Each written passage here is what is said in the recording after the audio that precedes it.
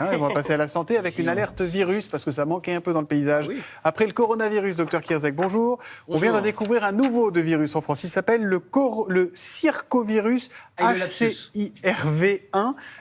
Qu'est-ce qui se passe? On achète des pâtes, on achète du papier toilette, on se prépare à se confiner. C'est quoi ce Je ne circovirus? comprends pas que vous soyez encore là, vous êtes au supermarché en train de dévaliser et de faire des réserves. Non, alors c'est un virus, ça s'appelle le circovirus, pas le coronavirus. Et le circovirus, c'est un virus qui touche le foie, qui est responsable d'hépatite. Donc c'est pas du tout un virus respiratoire. Donc ça, c'est déjà plus rassurant parce qu'on voit bien que le mode de transmission est beaucoup moins, il se propage beaucoup moins vite, bien sûr. Et puis, alors c'est une publication à partir d'un cas en France d'une patiente qui était très suivie parce qu'elle avait été greffée cœur-poumon et donc elle a été suivie régulièrement et surtout elle avait des symptômes d'une hépatite et les tests des hépatites A, B, C, D, E, bref toutes les hépatites qu'on connaît, tous étaient négatifs. Donc les médecins se sont dit il y a une autre raison et ils sont allés chercher un autre virus et c'est là où ils sont tombés sur ce circovirus qui est un virus qui est connu mais c'était plutôt dans les espèces animales et là il est passé chez l'être humain et c'est ça qui en fait une publication et surtout une publication d'intérêt en se disant mais comment cette femme a été contaminée? Est-ce que c'est par l'alimentation? Est-ce que c'est un contact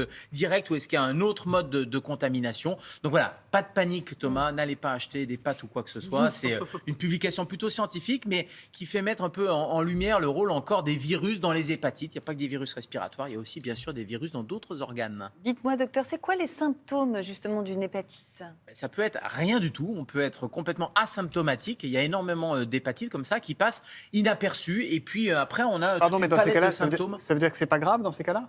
Oui, alors ça peut passer inaperçu. Si c'est une hépatite A, tant mieux, parce que finalement, il n'y aura pas de passage à la chronicité. En revanche, si c'est une hépatite B qu'elle passe inaperçue, on peut avoir après, sur un test sanguin, une sérologie avec une hépatite B qui peut devenir chronique, et là, c'est plus embêtant. Mais on a toute la palette de symptômes que vous voyez, ça va de la simple fatigue à une douleur au ventre, en passant par de la fièvre. Donc, on peut se dire, tiens, c'est un petit virus, et pas forcément penser à un virus qui va toucher le foie, parce que l'hépatite, c'est une inflammation du foie.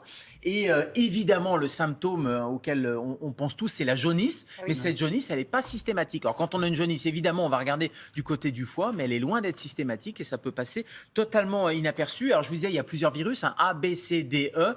Il y a des hépatites qui peuvent devenir chroniques, notamment l'hépatite B ou l'hépatite C. Et puis, des hépatites qui sont plutôt bénignes, c'est l'hépatite A, notamment. Bon, et ça se transmet comment, une hépatite?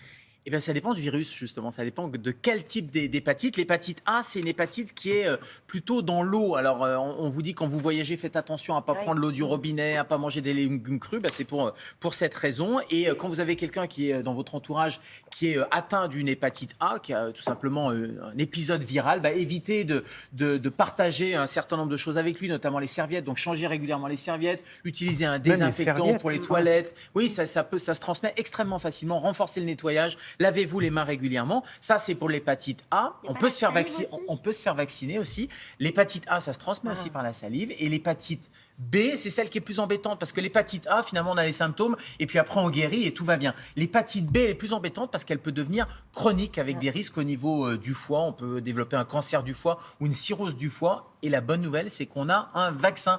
Et ce vaccin contre l'hépatite B, il est très efficace puisqu'il confère 98% de protection et qu'il n'y a pas besoin de rappel. C'est-à-dire qu'une fois que vous avez fait votre schéma initial, vos 3 vaccinations initiales, il dure toute la vie, la protection dure toute la vie. Donc tous les soignants sont de manière obligatoire vaccinés contre l'hépatite B, par exemple.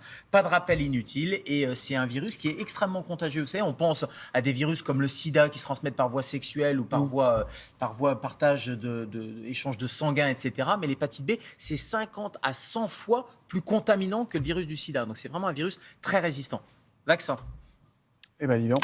Merci beaucoup pour nous avoir permis de faire connaissance avec ce circovirus, docteur. Dans Télématin.